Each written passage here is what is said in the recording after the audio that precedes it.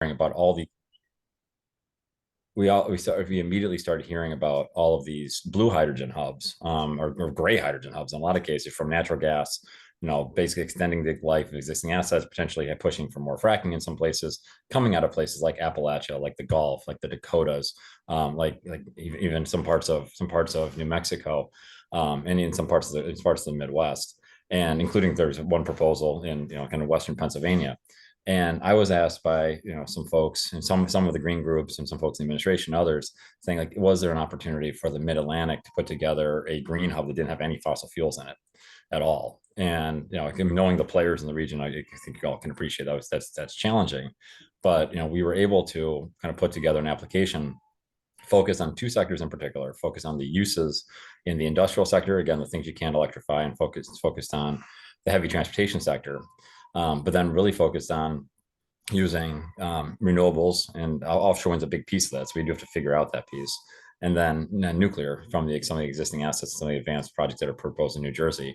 So we have zero emission sources at least going into the system, into a hub that would basically connect about 26 projects around the region between producers and demand and users across the region. Again, kind of focused on those sectors. And over the next year, there was kind of a lot of conversations. DOE kind of cloaked the whole thing in way too much secrecy, just kind of the way they operate, and some of the business terms and things like that. So there wasn't the same amount of engagement I would have liked to have seen. But at the end of the process, our hub came out as having the lowest emissions of any in the country, and then also the most kind of labor friendly kind of conditions, project labor agreements on every single project, as well as the greatest potential for criteria pollution reduction. So in addition to kind of the carbon piece and the methane piece, like looking at NOx, SOx, mercury, looking at a series of other other toxic, just given the nature of the 95 corridor, the 295 corridor, the Route 13, the Route 9 corridors, kind of across the three states. And so the basic contours of the hub as proposed is to basically have a series of individual sites across the three states that are producing hydrogen. This is not the steam reformation that you've seen in kind of nasty systems of the past. This is using electrolyzers. So instead of the feedstock being methane, being not natural gas, and then kind of blowing that apart to create pulling apart the carbon from the H4 for the H2 molecules, using the water, the H2O, and separating the H2 from the O. So you have water vapor as a byproduct. So obviously a lot fewer emissions there. You got to be smart about water consumption, make sure it's done in kind of right places and at right volumes, and you're recycling as much as possible, all of that. So we're not causing problems, given especially some challenges we're going to face with the salt line moving further up the bay.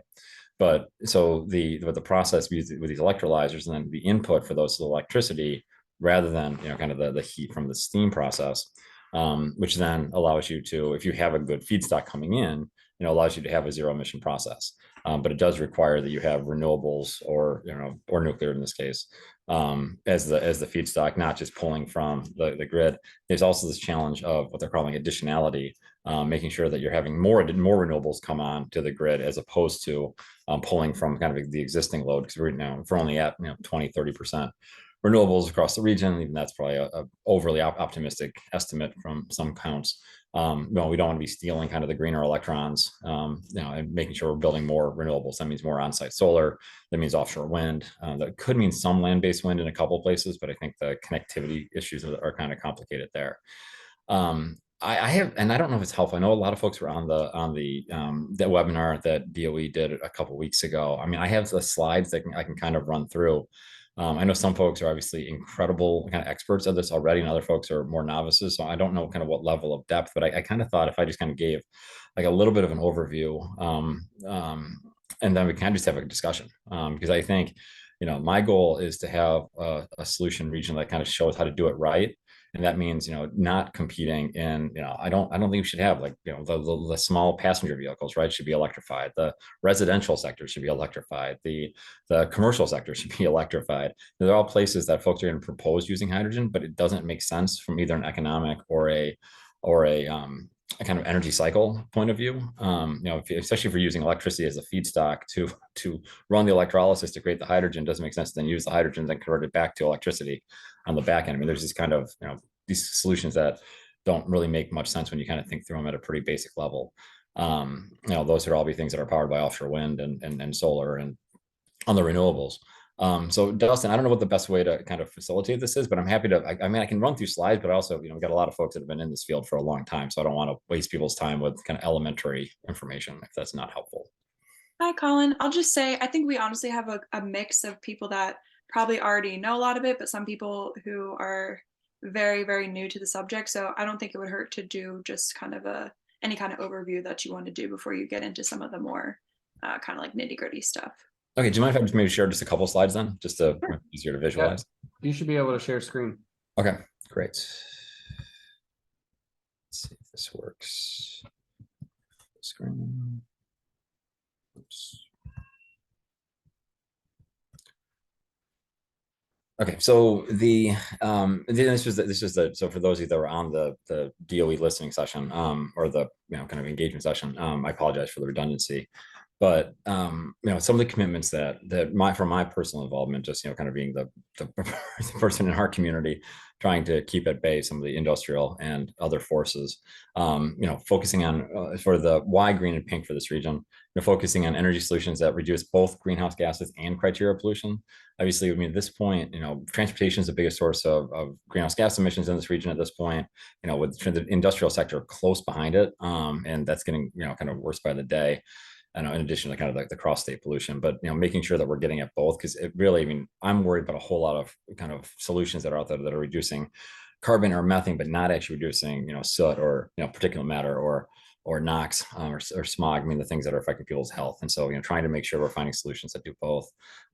Union jobs are a huge part of this, and I think I'm currently the co-chair of the National Blue Green Alliance. This was a partnership formed actually by the Sierra Club and the steelworkers many years ago, trying to bring kind of good union jobs, kind of smart climate policy together. And so, again, trying to be a model. So PLA is on all the projects, as I mentioned. And then reducing emissions in those places that high levels of pollution that are difficult to decarbonize. So, industrial facilities, the transportation sector, but again, specific places in both those sectors, because again, a lot of things can be electrified. And so really focusing on those pieces that need the energy density that hydrogen offers. And I think how we focus the renewables in the right places, and particularly we have to figure out offshore wind, but really focusing on those technologies that are easy to electrify, especially in the residential sector, where we can get all the pollution out of homes, over a decade if we're smart about it, by making everything electric, heat pumps and the like. So, and kind of electric appliances. So that was why it made sense. I did want to kind of talk a little bit about the environmental justice element of this. The first slide all the way on the left is kind of I hate this term, but the disadvantaged communities. That's a federal term. I think kind of frontline, fence line communities, underserved is probably a better, more accurate term. But if you kind of see the arc of the kind of the arc across the top of our state, but it's the 95 corridor. You can see kind of having all these places that have just huge levels of pollution, obviously through the Route 9 corridor in Wilmington, through the city up towards Claymont. Kind of going and kind of through Marcus Hook to Chester, and kind of going up through South Philly, through the airport, the port, the refineries, up through the city, and then across the bridge to Jersey. The second map is looking at where kind of particulate matter levels are the highest in the country, and so this is a nationwide map, but some of the hottest spots in the country obviously are right here in this region. This is the legacy of coal pollution in a lot of cases, the industrial facilities that don't have state-of-the-art controls. In many cases, some of the older steel and cement and chemical plants. I think there's pollution controls that we have in some facilities here. I was able to make some progress on some of those fronts, but we're still behind. And so again, like the number of kids that have asthma in this region, is in the 300,000 kids range, which is one of the greatest densities anywhere in the country. And then the last one is looking at where are the places that could potentially use hydrogen. And we can Dustin has these slides, so we can share them. But again, kind of looking at those major sources, and again, you see that 95 corridor, right? Kind of, easily being the place where if you can figure out a supply of green hydrogen, you can start displacing this really dirty energy that's powering a lot of these facilities. So, just the hydrogen 101, and again, apologies for folks that are knowing this stuff, for knowing this for years, but again, using energy produced from clean energy sources, so zero emission sources, and kind of acknowledging the additional impacts that nuclear has, but wind, solar, nuclear. So you have zero emission energy kind of coming into the system then running it through this electrolyzer, this electrolysis process, using the electricity to then split apart the water molecules. So you get that H and the H2 and then the O. And then they can either store it or move it through a pipeline system. Again, safety, because Peggy's point is exactly right. I mean, it has to be done incredibly safely because there are challenges both on the leakage side for emissions as well as just safety. So, we won't be using any kind of existing infrastructure. You're gonna have to basically we can use existing infrastructure, but you got to re-sleeve it. You got to actually have to make sure that you have kind of state of the art technology, making sure there is no leakage, and that's being approved by PHMSA right now. And then you can use it for these kind of specific sectors like transportation and the industrial sector. So. That's kind of the life cycle, if you will. And you contrast that with natural gas based hydrogen, right, which is starting with fracking, all the emissions from that, transport, more emissions there. Then you're blowing apart the molecule, so you have both carbon and methane and kind of methane leakage potential. So you have multiple greenhouse gases coming off. Folks are saying they're going to try and have carbon capture. We still don't have a successful example of carbon capture in the hydrogen space that captured anything more than like 50%. And so when they're saying 80, 90, 100%, like that's just not technologically proven yet, at least in the US. So, I mean, if you compare the greener option versus the blue or gray option, I mean, the life cycle implications are just orders of magnitude different for climate. I mean, we very much could be locking ourselves into a very dirty future if we allow some of the natural gas projects to go forward at the scale that they're being proposed. And so the hub for the Mid-Atlantic is proposed, 77% in the out years will be proposed for green hydrogen. That's the chart on the top right of your screen. About 20% coming from nuclear, and that 3% at the bottom is the project we're still trying to work on. But there's a wastewater plant in the city of Philadelphia that's currently flaring and basically just burning a bunch of methane, kind of biomethane. So it's not fossil fuels. It's coming off the waste from their sewer treatment plant. They're flaring it right now. They like to capture it. They like to use that for hydrogen creation. The capture is the question there, whether you can sufficiently capture it. Back to my earlier point about the technology is not capturing enough. And so that's a project that's going to have to be scoped out to see if it can actually work. Otherwise, it may make sense to do something else there.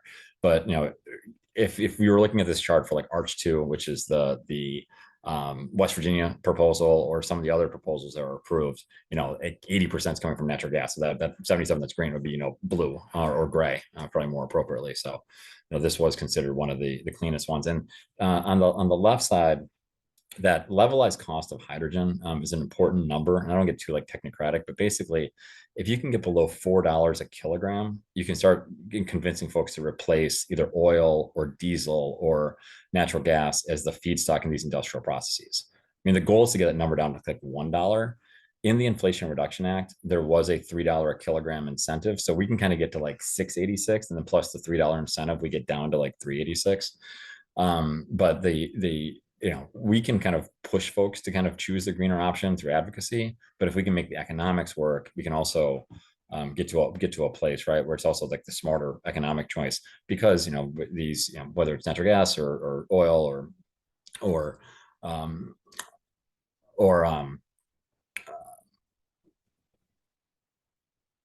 kind of blue hydrogen. I mean, all of those have massive price swings, right? When you see violence in different parts of the world, all kinds of commodity prices, where if you have renewables as the source of the clean energy, right, you have that levelized cost, you have that flat cost. You're not at the whims of the Saudis or the Russians or all the different places we've seen disrupt energy markets because of the volatility of fossil fuels. So just a couple last ones. I want to share this slide just so people can wrap their head around it. When we're talking like hydrogen plants, it's not really the right word. Like this isn't, if we were talking steam reformation, right? Like the kind of the dirtier fossil fuel process, those would be big plants. There was a huge plant that was proposed. There was a Shell plant in Western Pennsylvania that was not funded. These look more like almost like the backs of like semi trucks. So like this is about 40 feet long. They're kind of boxes, right? And so it operates more like a data server kind of type system, right? So you have electricity coming in, you're running it through, kind of the electrolyzer, kind of a series of membranes, and then kind of getting the hydrogen out that then you're either then just storing or then you're moving through a pipeline. But so like if you think about like a Delaware City, for example, having a series of these on sites, and so each of these are 40 feet long, maybe 12 to 15 feet wide. You're gonna need some space between them just for maintenance and being able to serve them. But it's not like there's another like massive facility, right? And then you're gonna have like the majority of the footprint of like what they're thinking is really around renewables and kind of building out solar, for example, until offshore wind's ready. So when you kind of think about it, it's like the optics of it are different than like a big like industrial facility. And in some ways, this is a use that I think we need to have a serious conversation about protecting like Dragon Run and some of the areas to the south of the refinery. They have some of the ecologically important sites, but like the footprint of these are actually pretty small. So if you're talking 50 or 100 megawatts, right, you're only talking, if you land them all up, next to each other, thousands of feet, right? I mean, you're not talking, massive acreage for the electrolyzers themselves. The partnership is massive. I mean, there are some different pieces. I mean, I think the takeaway, and again, we'll share these slides with everybody, but huge focus on labor and academia and trying to make sure there's economic opportunities for more folks. The plan is going to create about 20,000 jobs over the next 8 years. And so making sure that communities that have been just left out of the labor union ranks over generations, making sure that folks in communities have first opportunities to have meaningful employment. And with the project labor agreements, you can guarantee all the wages are going to be solid. So the pre-apprenticeship programs, making sure folks are ready, working with the building trades, making sure those jobs are real. But again, we can create real meaningful jobs in a smart industry for years to come if we do this right. On the producer side, there are some of the actors here are folks that don't have a perfect track record or not even anywhere near it, but there are some companies that have land, have an interest in kind of delivering these kinds of projects. And so I think we're going to hold people accountable, but it's one of those kind of trust but verify situations. Because there's, I think it's a challenge, right? I mean, you're going to see folks in the current energy industry kind of evolve into the new, because that's where some of the assets are. That's where the transmission is. That's where the infrastructure is. So again, I mean, I think there's some opportunities, and there's also some exciting technologies coming out of UD. There's kind of the Center for Clean Hydrogen Innovation that UD under Yushan Yen's leadership in the fuel cell program just is kind of really, they have the Versagen, this first state hydrogen. There's kind of some really kind of cool technology that are coming out of UD. Feedstock diversity, we already talked about renewables and nuclear. On the industrial and applications, I mean, in Delaware, getting rid of the emissions at the DuPont experimental station, which is still one of the kind of sources in Newcastle County. I think there's a lot of opportunities in the Route 9 corridor, to clean up a lot of those facilities that have been plaguing communities for far too long. The environmental justice has gone on for generations. On the Pennsylvania side, like the Monroe Energy facility, that's a huge refinery. That's now Delta's. It's doing jet fuel, but there's still significant emissions that could be reduced by using hydrogen instead of their current feedstock. So again, a lot of opportunities to clean up polluting facilities. On the transportation side, same thing. I mean, a lot of the pollution that folks are facing is coming from, major trucking or the public transit systems. And so flipping all those from diesel to hydrogen to green hydrogen it's a huge opportunity to reduce particulate matter in particular that are, I didn't even say it that way, but that are coming from those tailpipes. And then opportunities for universities to do a lot of research, again, kind of those wraparound pieces. UD's been a leader, Del State, Del Tech on our side, in Penn and Drexel and Rowan and others in the other states. The hub itself, and I'm not going to spend a ton of time on this right now. We can get into some of it during questions, because the questions are kind of stacking up in the chat. Let me start on the Delaware piece first. That might be easier. So on the Delaware side, there's the different logo, and I don't know how detailed we want to get tonight, but there's kind of different places that can produce hydrogen. And so there's like the Delaware City, this company Ship, that's kind of innovative. And then Chesapeake is talking about doing some work down in Georgetown, which would be solar to then run electrolyzers, then fuel their fleet, potentially Dart's fleet, ag operations. So that's that number 25 in the lower part. The Marlin Gas is proposing kind of transporting, being able to move hydrogen, because there's a lot of opportunities for like replacing it in like heavy trucks and some of the marine applications. And then PBF is producing again, and we'll be pushing them to use more in their operations as well to clean up their emissions. But then similarly, Dart, all the warehouses. So you think about all the Amazon trucks, you think about all the Walmart trucks, you think about all the just the sheer number of trucks rather than on Route 9 alone, let alone 13 and 1. So a lot of opportunities there on transportation, and then additional pieces being moved up through, a pipeline system. There's potential for things like the Bonnet Transmission Station, like Crota, others that just have to have fewer emissions. That just, people are breathing too many emissions around those facilities. So that's kind of the Delaware piece of this. I mean, going back a second, so there's a series of other projects across the region. I'm happy to go into more detail, but some of the bigger users in terms of reducing emissions. So things like Marcus Hook is going to be a big one. That's a major source of emissions right now. There's opportunities to clean up a bunch of the energy utility, kind of the public utilities, and so everything from the PGW to PICO to SEPTA. I mean, again, to kind of focus on those places, similar on the Jersey side, Jersey Transit. So I'll leave that for now, but I can bring the slide back up if folks want to get into a lot of detail with the non-Delaware pieces.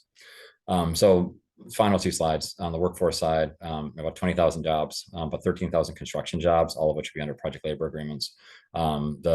We were unique in that labor led from the beginning. Most of the other regions don't actually have labor at the table, which I think is hugely problematic for kind of sustaining living wages. So that was something we're always committed to, and making sure that came together. But also want to make sure that the next generation piece is there. And so, making sure underserved communities, making sure that all the HBCUs, so Cheney University, which is kind of in Chester, just south of Philly, is going to be leading a lot of the community work, which is just an amazing institution. DSU will be able to doing some work as well.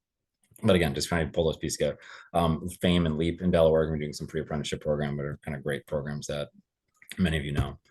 And then on the benefit side, just trying to make sure that at least that we meet the Justice 40 requirements. That at least 40%, and we don't want to just have the value. There's this weird language that's negotiated in the Biden campaign around 40% of the benefits accrue. We want 40% of the investment to be in the communities that have been historically underserved, and so making sure the jobs are real, making sure those pieces are there. So there's too much text to go through, but we'll get all these slides to folks. So I'll pause there. Liz, I apologize. That was probably more than you wanted, but that's a good primer on kind of what it is and where we are. But I'd love to get into a conversation. No, I think that was great. That was helpful for me, and I guess definitely for other people as well. I guess just going based off the questions that are in the chat now, I think the first one about feedstock, and maybe can you just talk a little about what that is and how it fits in to this process? Yeah. So as I mentioned, so the difference in feedstock. So under the law, they wanted some that were fossil fuels and some that were renewables or nuclear, kind of the zero emission sources. So in our case, the feedstocks will be offshore wind, solar, land-based wind potentially, and then nuclear will be our feedstocks, and then the molecule will be a water molecule and not a methane, not a natural gas molecule. So those are our feedstocks. So feedstock, essentially, just to be super clear, is how we're getting the hydrogen. Yeah, kind of what are you putting into the system, right, to generate the hydrogen? Okay, perfect. And then also, as people have follow-up questions, feel free to just raise a hand, or we can just keep using the chat, whatever folks are comfortable doing. So the next one is, what is the net greenhouse gas reduction when Mach2 is at scale? So I guess meaning maybe when things are kind of at full capacity. Yeah, thanks, John. It's more than a million. It's more than 1 million tons a year of kind of carbon equivalent, right? So that's basically, I mean, if because Delaware right now, I want to say is maybe 12. So it's, I mean, again, you're trying to get to 10%, 10 to 20% of total emissions across the region. But from these kind of the smaller set of projects, we're going to be able to get to kind of 2-3% of emissions. And then hopefully the goal is to get to 15 to 20% with all the ancillary adopted uses. But just for example, so all of Reggie, if you don't include Pennsylvania, is 70 million metric tons right now. And so this would be 1 million to 1.5 million metric tons.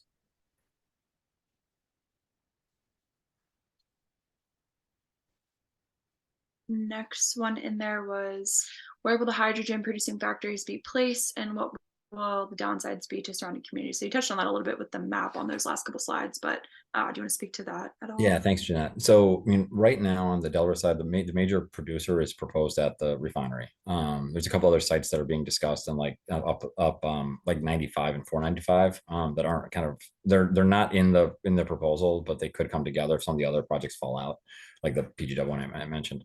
And I mean, I mean, there is, I mean, unlike other types of facilities, I mean, the off gas in this process is water vapor, right? And so it's not like there's like additional pollution. I think there could be the potential for additional trucks, especially because I think it makes more sense. This is something I'd love to discuss with everybody. I think eventually you want more of a fueling infrastructure, like you would have, so you have like more of a pipeline system, as opposed to everybody coming to like one or two places and then fueling up like their trucks and then driving away. But I think that's going to be something that we're going to have to see how it plays out over time. There's economic trade-offs there. But I mean, I think you could see some additional truck traffic for folks that are coming to get hydrogen for their vehicles. And but then again, the emissions from those trucks will be water vapor, right, and not the diesel kind of particulate matter that we've seen for so many years. And so again, there's different pieces. So it'd be kind of the annoyance of the vehicles as opposed to the emissions from those vehicles. I think there's yeah, so I mean that's really the only major one. I mean, again, if you, I think if there's potential for additional infrastructure. So, for example, like if you're doing a lot of renewables and there's any distance between the renewable and the electrolyzers, like you could have some transmission, right? You could have some additional like pipeline capacity that would need to be built at some point. But I think compared to like the emission profile of what it would be displacing and what has been there before, like it's almost nothing. So I think it's safe to say that this isn't like a big land grab project where we're going to be needing to like dedicate all this land that was otherwise something else, or land that was not developed for these projects. Is that fair to say? That's right. Yeah. And I think part of the conversation is, and I've had these conversations for years, but I think the Dragon Run area, particularly in the refinery site, like I don't want, like there's some areas that are currently paved over or have already been degraded in some way. I think that those are the places we should be prioritizing before we look at any land that's been, natural for at least the foreseeable past. Yeah, hopping in on that. On the refinery project, I mean, it was I know this was the county's words and not I'm not saying that it came from anybody at Mach 2, but during the rezoning hearing, they tried to sell this as like a huge benefit to the communities because they're trying to rezone that parcel with knowledge that that's where they were trying to do the hydrogen development on the electrolysis side. And I understand that we're not talking about an SMR, steam methane reformation, or another peaker plant, or another extension of the refinery in that area, because frankly they can't, coastal zone wise. But right now it's just an empty field. There's no risk. There's no nothing to the community. It acts as a buffer between a bunch of schools that are way too close to the refinery as it is, and residents and the refinery. And so, it was pretty upsetting to hear them try to spin this as like, oh, this is a huge benefit to these areas. Well, the benefit would be that space doesn't get anything, and it stays a buffer and a non-active use of any kind on that parcel. And that, we try to squeeze what we can on the refinery's current footprint, or maybe get rid of their SMR operation and switch over to, this greener process. So it was quite disturbing and annoying to kind of hear that sort of sales pitch, because you can't start off this process. It's gonna be a long process of hydrogen development in our nation, in the world, but particularly in Delaware, with some spin doctor madness. That's just that was just bad form, I think. Yeah, no, Dustin, I completely agree. And actually, and for all of you, I mean, I wanted to tell you how much I appreciate Dustin, because he was the one that tipped me off that it was actually in the proposal to have that land rezoned, which was never part of the Mach 2 kind of conception.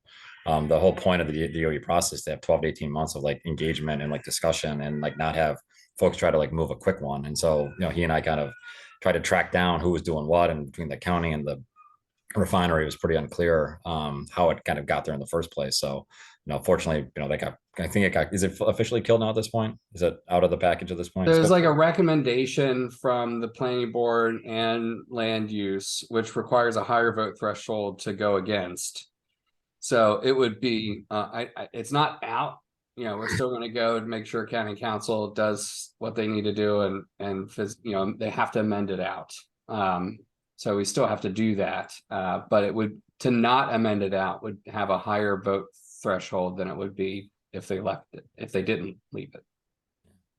Yeah, but no, I appreciate and I agree with your characterization. I mean, look, I mean, I think our goal should be to make the footprint as small as humanly possible. I still think we should be thinking about, especially some of the more biodiverse, rich areas that are a little south of the farm fields. You know, and just, you know, I think there is a question about the solar piece, and you know, how do we make sure that that we're covering every ounce of blacktop before we touch any ounce of habitat before that, right? So I just think and this is where I think the community engagement piece has to be robust and thoughtful. But I just want to thank Dustin and the Sierra Club for preventing something bad that would have had significant repercussions on the forward and on the future of the process, because it would have just destroyed all credibility. So I really appreciate you guys.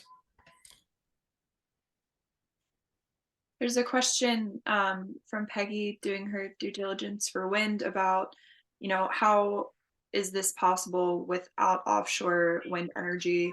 And I guess maybe how do you see that working into the process longer term, or what do you think about that? Yeah, I mean, I think, I mean, just I'll be completely honest. I think it's hard to reach the targets that we've set in the 2027, 2028, 2029 timeframe if offshore wind isn't a reality. And my vision was always that whether it's Ørsted or US Wind or some of the other companies that are coming into the space, if there's a way to have kind of additional kind of add-on, right? So because like, I mean, 80-90% of the power, right, is going to go to electrifying, you know, homes, vehicles. I mean, it's going to go to supporting the grid. That next, I mean, the idea was to be able to tack on, you know, and have some additional directed contracts between individual producers and in those same companies. So again, be a little more revenue for them, be hopefully more kind of cost economic kind of cost efficiencies and kind of economies of scale for the generators. But you know, this is where I mean, not that I know we're talking about hydrogen today. I think we have to have a regional conversation very, very fast, including Pennsylvania also, because Pennsylvania's got a lot to gain on the job side. But like between the ports, between like the job, I mean, thinking about the economic of regionalism, and then making sure that the Ørsted projects falling by the wayside doesn't diminish kind of all the Jersey pieces. And I'm really excited about what US Wind's doing. I'm excited about some of the conversations further south, but frankly, we need all of it to succeed if we're going to decarbonize the region. And so I think Delaware's got to come into a leadership role after being woefully not in that role for quite some time now. Liz, did we miss John and Beth's questions right above Peggy's? About risks. Yeah, sorry, I had to step out because Nova was losing her mind. No, that's okay. Yeah, the leak risk and the pink question and the bus question. Yeah, so on John's questions, so I'm hoping we electrify. So on the school buses, I'm hoping we electrify all the school buses. I don't think we don't need hydrogen for school buses. That could all be electric. So we don't, you know, I think, you know, there's a bunch of the pilots that are going, and Delaware was not as aggressive as we probably should have been in pursuing some of the federal money that was part of the IRA for school buses. And so I think we still got to fix that. There's just a hesitancy to apply for money. I don't understand it, like psychologically. It's like no other state seems to have that problem, but we'll fix that soon.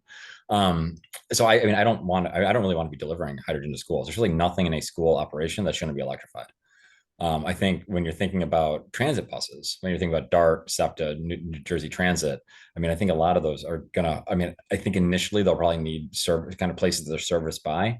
Eventually, like a lot of that can be done like within their own service yards, right? Because the electrolyzers are modular, like you could basically start building enough fueling capacity on site in a lot of those yards. And so, you know, basically, I mean, one is more or less the size of a bus, right? One electrolyzer. So I mean, I'm hoping that like I think the distribution network is going to be more for industrial facilities than it's going to be for transportation solutions. But you know, frankly, I don't. I mean, I love it. We made something working together. I mean, Sierra Club's been a leader on kind of the green schools and clean schools initiatives forever. I mean, I just think Delaware should get the schools piece right, and that's probably not a hydrogen solution. It's just not needed. On the pink piece, so using Salem is like kind of the first piece, and obviously we still got the issues with the fish kills. We still got issues with some of the impacts. There's a couple companies that are pursuing projects in New Jersey. It's a company called Holtec that's pursuing like kind of the advanced modular technologies. They're looking at the end of this decade at the earliest. I mean, the regulatory processes for are complicated, but there have been some pretty significant advances in that space. I think all of us have to get smarter on that. But that would be the only piece that could be potential new generation. And again, you're looking 2028, 2029, 2030 at the earliest for new hydrogen. So again, this gets back to like, you know, solar today and offshore wind tomorrow. We got to get those pieces in place. And also just on the nuclear piece, just kind of conceptually. So there was that Silver Run project that, remember, originally PJM was going to charge us all $1 bazillion dollars for it. That actually connects Salem to PJM, kind of under the bay. I don't know if you folks remember this project a couple of years ago. So you already have that direct line, right, bringing nuclear into like the Delaware part of the grid. So we could potentially use that as a feed source there. I think, again, we got to be careful about additionality, but there are some connection points between existing nuclear assets and some of the places we want to generate. But I think we have to be like really, I think we got a lot of kind of smart scrutiny on any proposals like that. Colin, I was concerned about, or thinking about the mini nukes like we have on ships and subs, something like that, which may be enough for a pink hydrogen plant. Yeah, and so I think, I mean, Holtec's looking at like the kind of the smaller scale ones. But I mean, there's still, so I think the answer is yes, but I think for the most part, the regulatory environment in Jersey makes more sense given kind of their history than on the Delaware side, where we just have no history of it outside of emergency response. So I think you're going to see more proposals there. So I think it's a potential, but I think we'll have to kind of wait and stay tuned, because I feel like, we're always 5 years away from the next nuclear technology. So, I mean, for a long time, right? I mean, hydrogen was the fuel of the future and it always will be. So, we're finally kind of at that future right now. And now we'll talk about fission and advanced nuclear. Do you want to jump to Beth's question? Yeah, just talking about some of the risks, because I know a lot of the questions here and just about the project in general is, of course, about risk. Yeah, and Beth's right. I mean, like, so the issue with, and EDF's done some amazing research on this, Environmental Defense Fund. The risk of hydrogen leakage is kind of twofold. There's a safety issue that Peggy mentioned earlier, right? I mean, it is combustible, right? So you got to be incredibly safe. The second issue, though, is that it does act as an accelerant, right? I mean, it's got to be more potent than methane, and so leakage in quantity could be devastating. And so, there were some proposals about using existing infrastructure. There's some proposals right now in some other states, and some beginning to have some early conversations, even in Delaware, about feeding things through existing infrastructure. I don't think it's safe. I mean, I've read a lot of the same reports that some folks on this screen have. Like, it has to be, either replaced or re-sleeved to make sure that you have no leaks, and that means not just the laterals, but at the joints, at the various intersection points. There's a lot of opportunities for leakage if it's not done well, and so I think the way that we're going to address it in the Mach2 context is we're not going to run any hydrogen through existing pipelines. Existing pipelines as they are. I should have that qualifier. So if they can be re-sleeved, great. That requires a larger diameter pipe, because otherwise there's enough room to have a kind of sufficient sleeving kind of replaced, or they'll have to be replaced. But I think the safety piece is the most important. And unfortunately, this is where we're arm in arm with labor, because the labor guys are saying, like, first of all, it's more work for them, but also, they don't want to be involved in anything that's going to put their workers at risk. And so, like, the kind of the green blue kind of partnership on this is actually really helpful, because I think if we don't get the safety piece right in this region, nobody else is going to, because I don't think they're going to have the same kind of thoughtful conversations in the heavy gas producing regions of the country. So kind of jumps to that question there about, is there technology to scan the pipelines and the equipment for leaks? So maybe that would be done in that relining or rebuilding new pipeline process, or is that just a maintenance point, or what is? Yeah, so it's both and so there are technologies that are out there that can detect leaks. And some of the EDF research was based on that. There are you'll have to have kind of real-time monitoring in place, especially some kind of higher risk kind of portions of the system. But I mean, I think the safety piece of this is something that we all have to kind of stay vigilant on, and kind of be constantly asking those questions and making sure, because the federal agency that's responsible for this is actually PHMSA, the pipeline authority under Department of Transportation.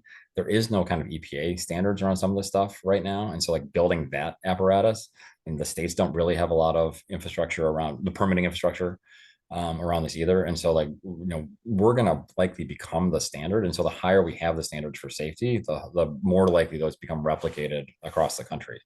But it's going to require vigilance because we have to do it right.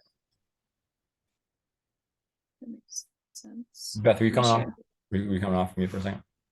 I was going to kind of ask the same thing. I forgot there was another question like that about monitoring.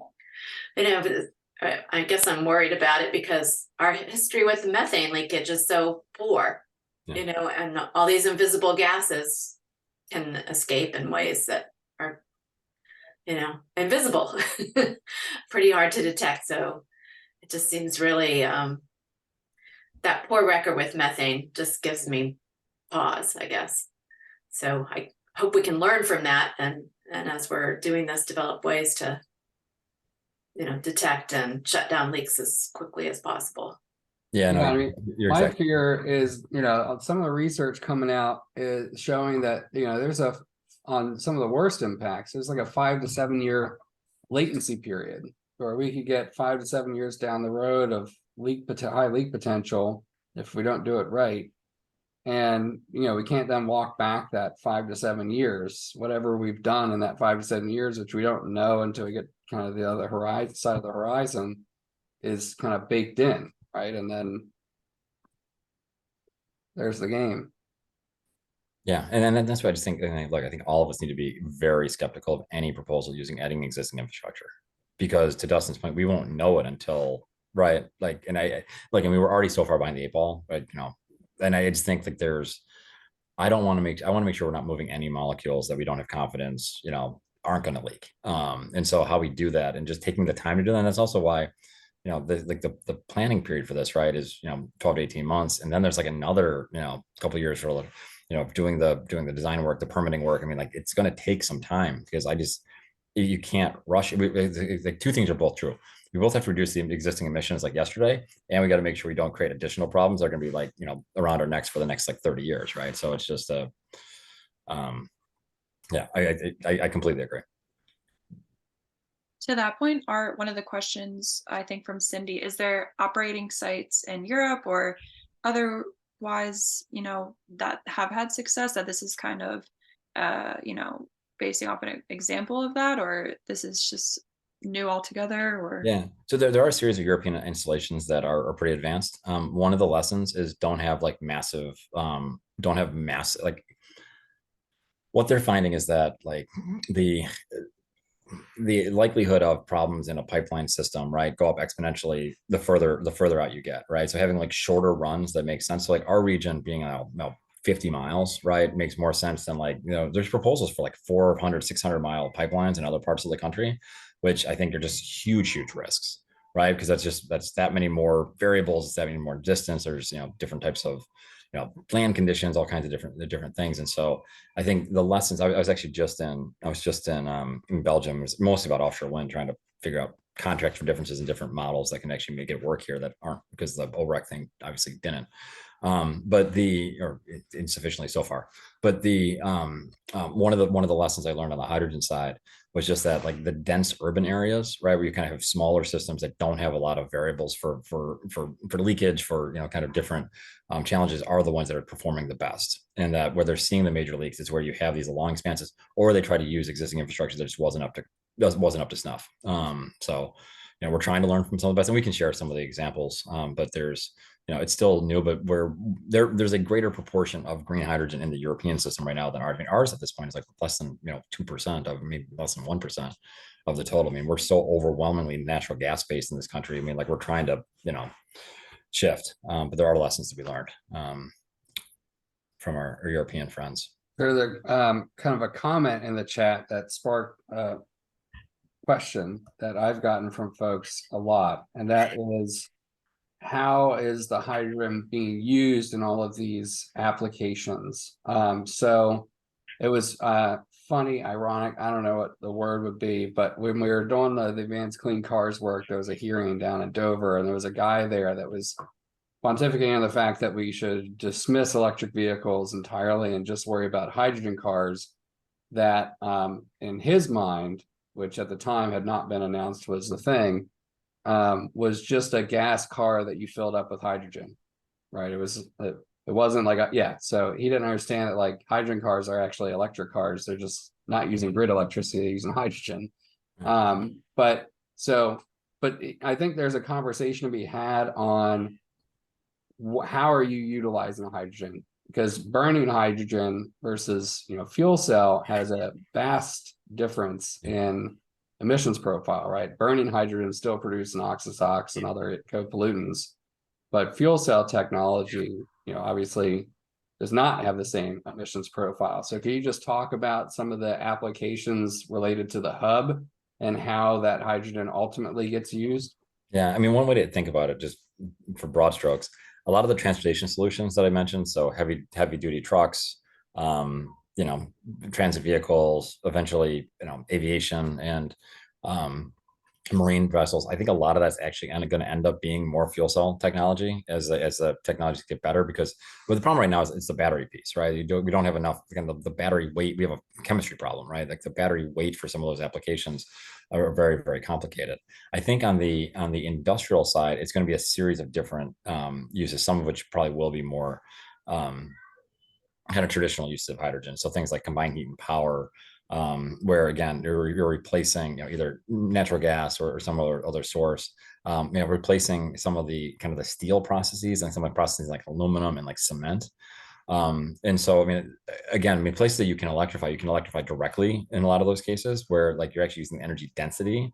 But I take your point, Dustin. I mean, like it's obviously much safer, right, to use it through a fuel cell for, you know, like a transportation use in your example of like the, you know, Toyota fuel cell car versus the, you know, GM electric car, right? Is a good example where they're both actually electric cars, just kind of the way you fuel them is differently.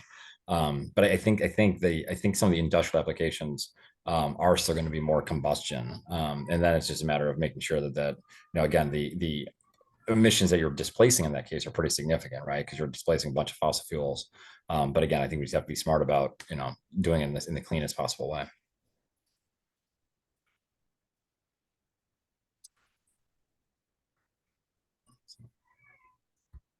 Anyone have thoughts, questions based on anything that we've talked about? I know it's a lot of information all at once, but we've gotten to the end of the ones that were in the chat at least. So I just kind of want to open it up. If anyone just has thoughts or whatever's on your mind, feel free to just unmute. What is the I'll time? ask something else. So how many hydrogen hubs were all together? 7, something like that? Yeah, so there are 79 regions that applied, then 7 were selected.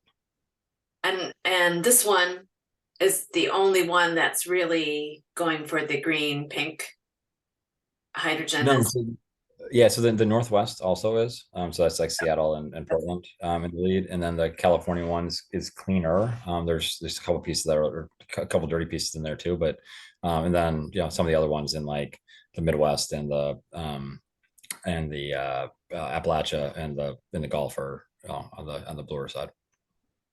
So is our hope that we are an example of how to do it well, and eventually those other uses are proven to be not good and get replaced? Or, you know, how should we think about those other facilities in terms of, you know, what we want to happen with those down the line? Yeah, no, I appreciate the question, but I mean, I've been giving a lot of thought to this because I think you're already seeing coalitions organize against some of the others, and so how that plays out. And the argument is that, well, there's no alternative. Like, I want us to be a shining example of what that alternative could be. Again, for these very limited uses. I mean, this is like, you know, I mean, it's hard, right? Because there's some folks, you know, that I interact with, they're thinking hydrogen is the answer to everything. Like, I think the answer to hydrogen is the answer to a couple things, right? And the most of the answer to everything else is electricity, is renewable electricity. I think there's two things. I think on the pure economic side, if we can show that we can do it cost effectively, and it's a way to kind of retain and expand kind of clean manufacturing jobs in a way that both address our environmental justice, kind of longstanding environmental injustices, but also put a whole bunch of folks to work, kind of making the, you know, cleaner steel and the cleaner cement and the, you know, some of the other things that are kind of, again, hard to decarbonize. There should be a kind of an economic kind of first mover advantage for our region to be able to benefit from those jobs long term, as the US Steels of the world are facing more and more regulatory pressure under 111 or whatever it is, right? I mean, I just think there's like this. I mean, I'm hoping that, you know, we kind of win on kind of green first, but then win on price very close afterwards, and then basically trying to set ourselves up the same way all those, you know, industrial facilities in Ohio kept, you know, taking work from this region because they had cheap coal, and the cheap coal was enough to kind of lure manufacturing that, you know, didn't wind up overseas. Like, if we get this right, I mean, there should be more regulatory certainty because we have fewer emissions. And so you're already in compliance with some of these other things that are going to be coming down, because EPA is going to have to regulate the hell out of a bunch of different sectors, right? And so I think, you know, I think that's the case, but it's kind of like, I think we got to win both. I think we got to win on the ESG side, and I think we have to win on the economic side, and that's the goal. but doing it in a way that's safe, because I mean, I also want to make sure that, we actually get it right for, I live here too, right? I mean, I want to make sure that, that we're not doing anything, putting anybody at risk. I have a question on the investment slide that you had that popped into my head. How do you, how do you strike the balance of investing in environmental justice communities and places where economic advantages are not prevalent, and repeating the historical pattern of industry coming into those communities and, essentially wrecking up the joint?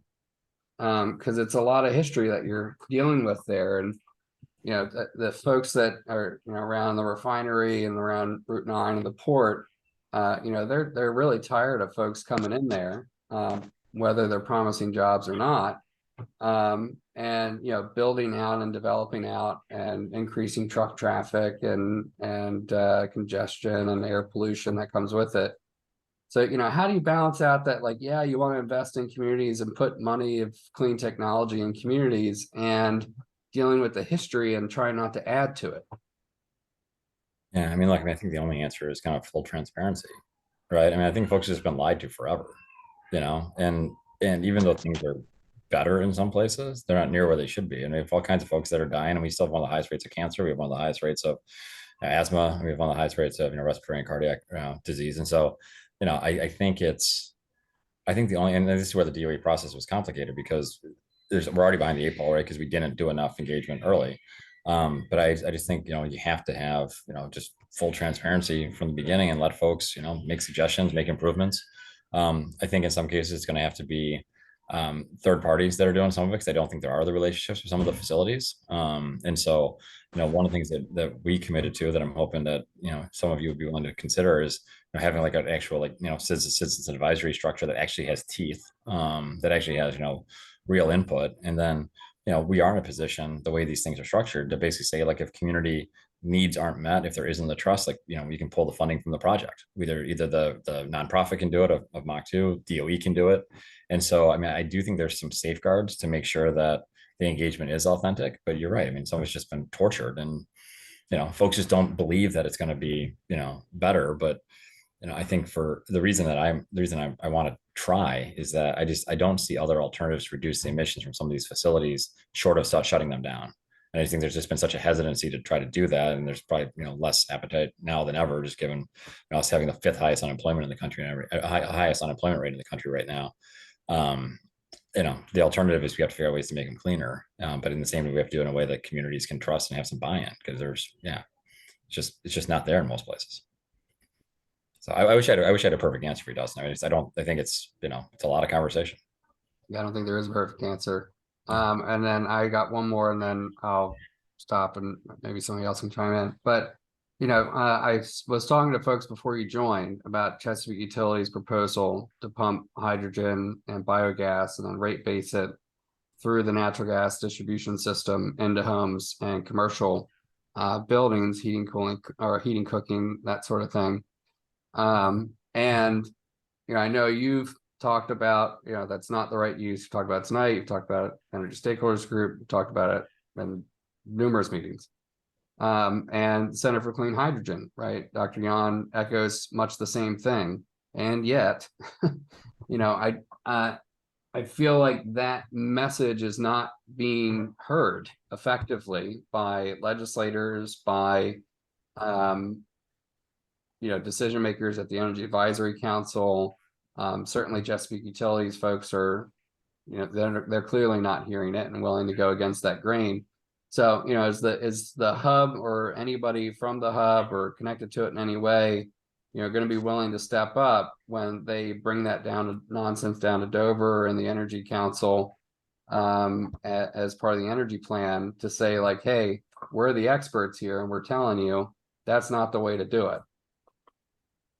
Yeah, I think, and the answer is yes. I mean, I'm hoping they view this as a separate business line, right? Like, this stuff shouldn't be rate based, because it's not. I mean, I don't think the residential applications make sense, as I've said to all of you. I mean, I think, I'd love to have Chesapeake, and again, we can debate the merits of Chesapeake, but I think, if they were selling hydrogen, not on ratepayers, but on their own dime, on to DART to farmers to, a whole bunch of folks in Sussex County and the lower half of Kent, that have appropriate applications, again, for things that can't be electrified.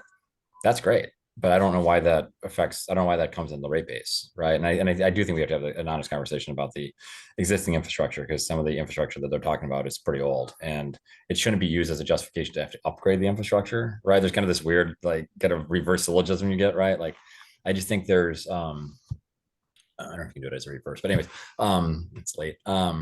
But yeah, I think so. I absolutely. So I've already begun the conversations, privately. I'm happy to have the conversations with you guys and stand with you guys shoulder to shoulder publicly. I just think, like, there is a role for a lot of these entities. I just don't think it's in the rate base. It just doesn't make any sense. Said the same. May I offer a question, Dustin? Yes. Um, Normally in these pipeline systems, there's some sort of reservoir or tank farm somewhere to serve as a buffer for demand. Where would they be positioned? At the hubs? Yeah, so the idea is to potentially have some storage capacity at the hub, but ideally, I mean, and this is going to take time, but ideally the kind of the small kind of pipeline network we're talking about would actually serve as that storage capacity, if I that see. makes sense. But I think we got to figure that out. I mean, I don't want to build, I just think it's not a great use of resources to build a massive like tank farm for hydrogen. Right. Well, You're having more distributed, right? More distributed also a solutions. risk, the more Exactly. reservoir you have. Yeah. Yeah, I don't like that idea at all. I mean, there's some existing, like, there's like the caverns at Rapano. There's some place that they'd have to be like upgraded significantly to avoid the leakage that Beth and I were talking about. And so there are opportunities to use some existing infrastructure, but I would much rather have a safer state-of-the-art pipeline system as the storage system, as opposed to, building a whole bunch of, yeah, because you, like you said, I mean, there's like national security risks too, right? I mean, there's other risks beyond just, Oh, you yeah. become a target in some ways. So Oh yeah. Yeah. Well, I like I said in the comments, I never saw hydrogen burn. I've always seen it pop. Yeah, so I don't know if you remember, I don't know if I told this story before in this group, but we're coming up at time, so I'll try to abbreviate it. But there was this big craze back in like the 60s and the 70s and bled a little bit into the 80s on this water for gas movement. So you could like add electrolysis units to your car, and like it's supposed to like blend into your air intake and like power your car partially by hydrogen for electrolysis. And that comes back like every decade for a year or two, and it came back in like the early mid 2000s when I was driving, and I bought into it and spent thousands of dollars like building electrolysis units for my car and installing them and all this sort of learned a lot about cars, which is cool, and hydrogen, electrolysis, and all that, which has served me well. But I did go through quite a few sections of my engine. And so when I saw your comment there about popping, that was exactly it too. I had a kill switch that I was supposed to shut off like every time before I went into the house at night. And so I flipped it on when I got in the car, and I was supposed to flip it off when I get back. And for those of you that know me, you know that that's not how an ADHD brain works. And so I got out and left it going all night, and I come back out in the morning, and as I'm turning the key, I had a gauge that measured the current and the amperage rather. And so right as I turn the key, I look at that and notice, but my brain doesn't have enough time to react. And I fired that car up, and pop, the whole front of my engine just blew out the front of the car. And so it was a good lesson on that popping sound. You didn't lose your hood on your car, did you? No, it took out the grill, but Okay. yeah, not the hood. Well, thank you, Collin, John, and Liz. I think probably wrap up. Yeah, I think we could probably, be here all night talking about this and just our thoughts and everything else. But I just want to say I appreciate everybody being here with the time change and everything else, and just coming with open minds and good questions. And thank you so much, Collin, for joining us. And while you're in Disney World with your family, we definitely appreciate your time. And this is something that's going to be obviously going on into the next year plus. So this is not the only time that we're going to be talking about this, not the end of this conversation. So we're happy that everybody was here, and we'll follow up as we always do with minutes and things, and we'll be sure to get your slides so we can share that out with the group and anyone who wasn't able to make it. But yeah, I think with that, John, anything? Just remind people we recorded it. Oh yeah. And that'll, it'll take a few days, I think, before it'll be available. But if there are other people who who are interested in this, and it may be something that you want to come back and refer to, just to kind of, as the details get fuzzy in your memory. But thanks, Colin. It's really very helpful. I liked how you took a lot of questions, and I'm encouraged just in your commitment to do this right. So thanks. Yeah, thank you. And my commitment is like, I'd like to come back with some, I mean, I don't want to, you guys have a ton to cover in all your meetings, but like on this, but I'd love to be part of the conversation offshore wind too. Like, we got to figure it out, because if we don't, like, I just don't know how we get to anywhere near the targets that we're setting. After the great work you guys all put on the bill last year. So if I can be part of any of these conversations, please just consider me a friend and an ally and a partner. So. Peggy heard you. Yeah, I was gonna say Peggy's the matriarch of the offshore wind movement here. So Thanks, everybody. Thank you. Thank you. Good night, everyone. Thank you. See you next time.